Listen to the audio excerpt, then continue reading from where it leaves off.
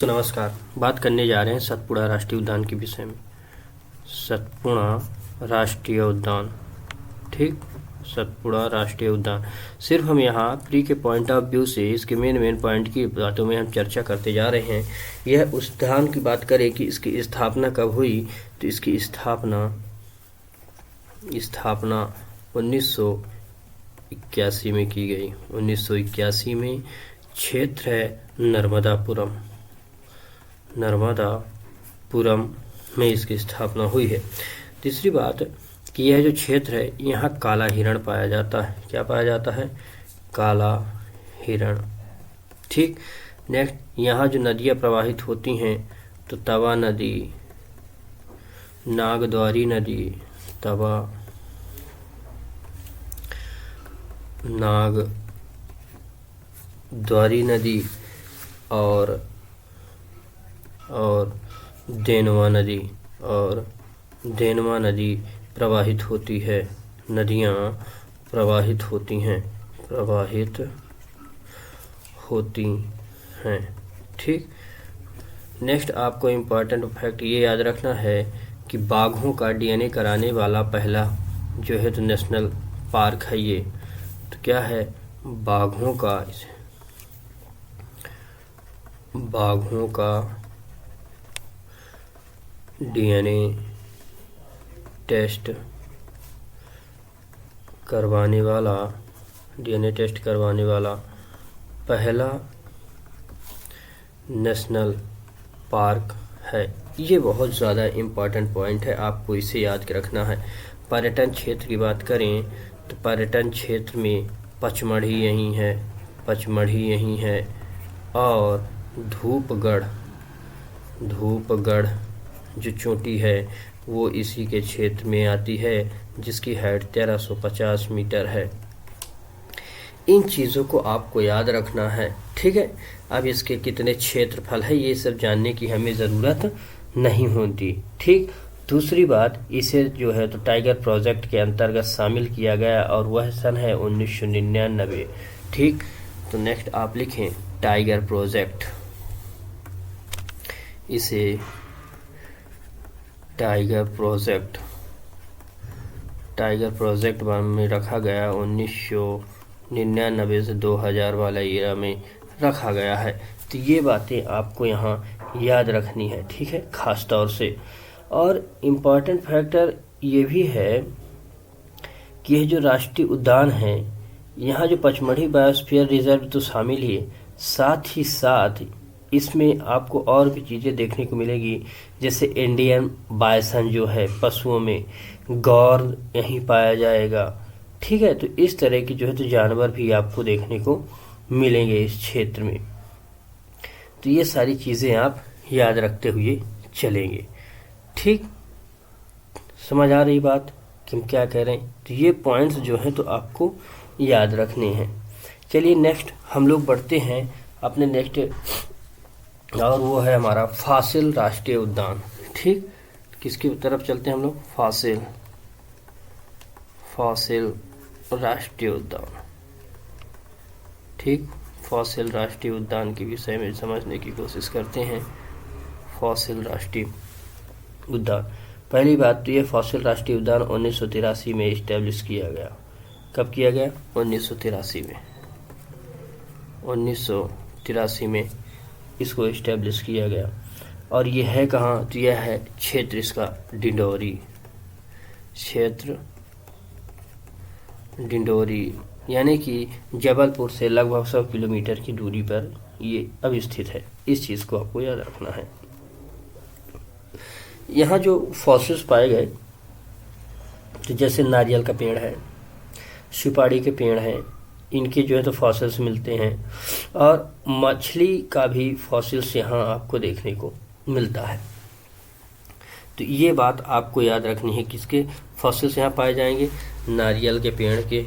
आप लिख लें, नारियल का पेड़ का फॉसिल्स यहाँ पाया जाएगा। जैसे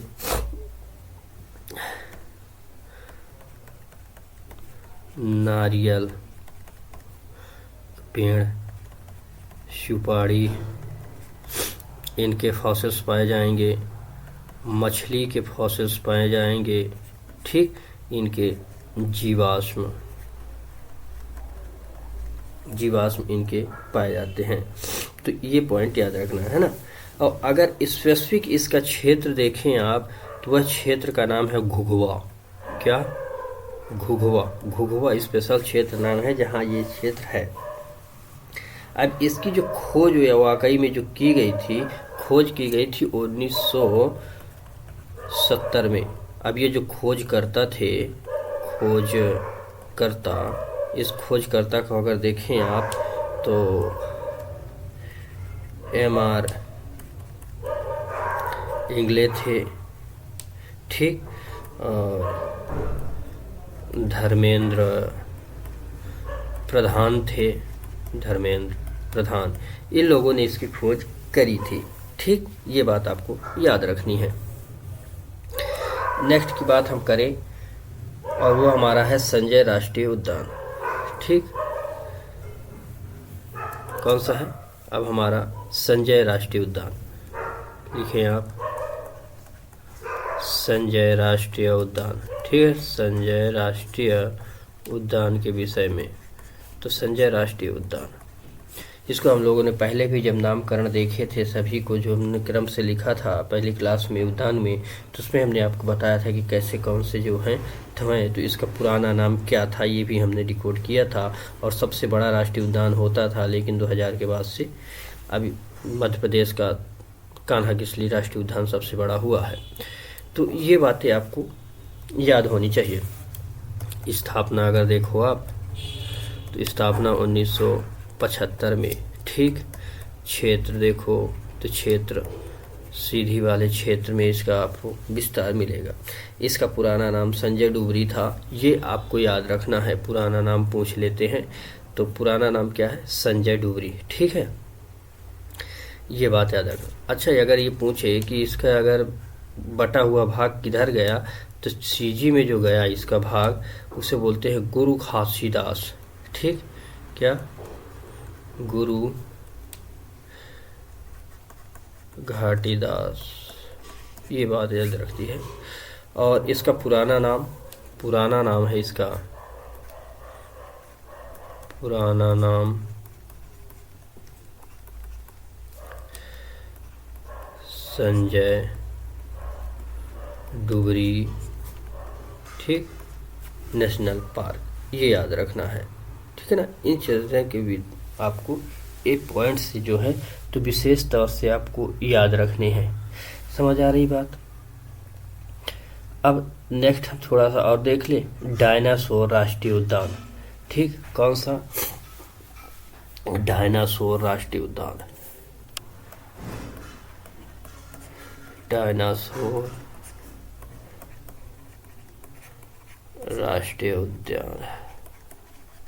यह डायनासोर राष्ट्रीय उद्यान है, यानी कि यहाँ ये कहा जाए कि जो डायनासोर के जीवाश्म मिले हैं, क्या है?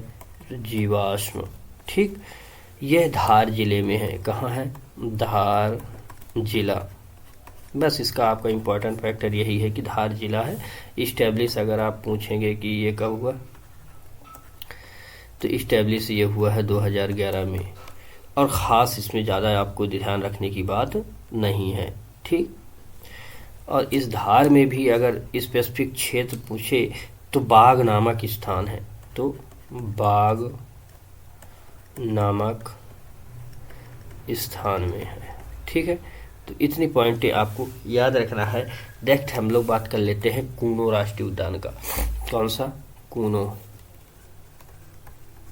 कूनो राष्ट्रीय उद्यान, कूनो राष्ट्रीय उद्यान, कूनो राष्ट्रीय उद्यान, इसे ज़रूर आप याद रखेंगे। यह कूनो राष्ट्रीय उद्यान जो इस्टेब्लिश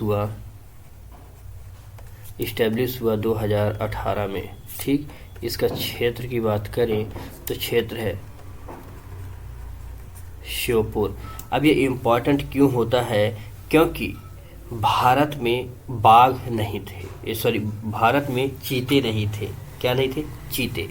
तो चीता जो है, तो चीता याद रखना कि चीता भारत से 1952 से विलुप्त हो चुके थे, है ना, 52 से विलुप्त हो चुके थे।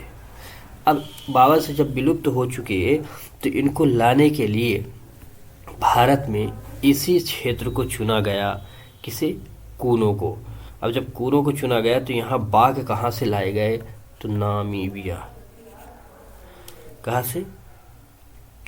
नामीबिया से। नामीबिया ये कहाँ है? अफ्रीका महाद्वीप में।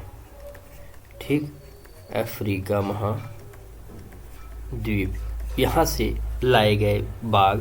और ये जो चीते लाए गए इनकी संख्या थी 8 लाए गए, यहाँ रखे गए। ठीक, और बाद में साउथ अफ्रीका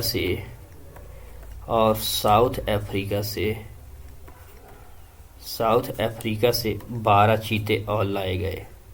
ठीक, 12 चीते और लाए गए और यहाँ बसाए गए। समझ आ रही बात? ये पॉइंट आपको याद रखना है। और इससे भी ज़्यादा इम्पोर्टेंट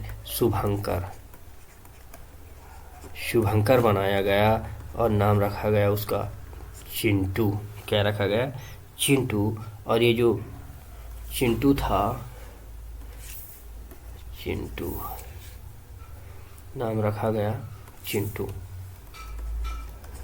ठीक, चिंटू। ये चिंटू क्या है? तो ये चीता है। ठीक, तो याद रखना ये हुआ। तो इतनी बातें आपको राष्ट्रीय उद्यान के विषय में याद रखनी है। तो आज की क्लास को हम लोग यहीं तक रखते हैं। नेक्स्ट क्लास में फिर जल्द मिलते हैं। लेकिन आप लोग कमेंट बॉक्स में ये ज़रूर बताएं कि आपको ये क्लासेस कैसी लगती, और चैनल को शेयर करें, लाइक करें और कमेंट करें। तब तक के लिए धन्यवाद। आप लोग पढ़ते रहें, बढ़ते रहें। जय हिंद।